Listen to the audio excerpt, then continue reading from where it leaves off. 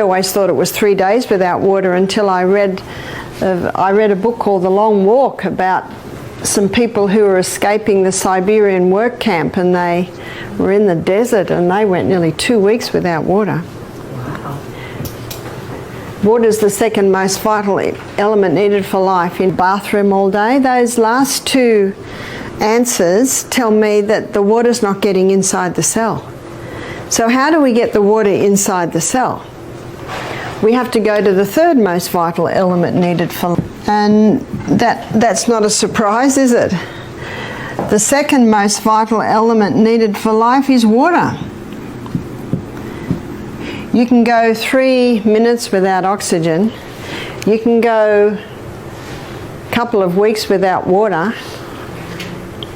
In fact, where there's no water, you don't usually get people living, do you?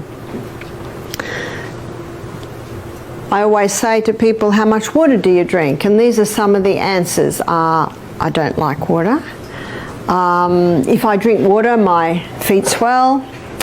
If I drink water, I'm going to the second most vital element needed for life.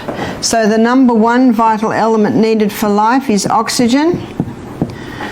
2 minerals. Of those 92 minerals, 30%, approximately 30% is sodium, and of those 92 minerals, approximately 50% is chloride. Now, because sodium chloride take up the most amount, they're the first crystals formed when the water is evaporated. So what man does is he scoops up the first crystals formed, he bleaches them white, puts aluminium with it so that it runs freely, and there's your table salt. Table salt life, and that is sodium.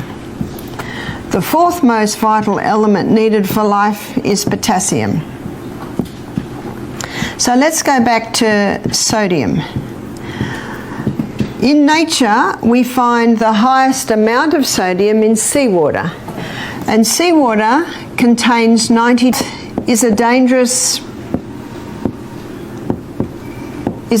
salt, because we now have two very harsh minerals that if you were to inject both of those into the blood, you would die.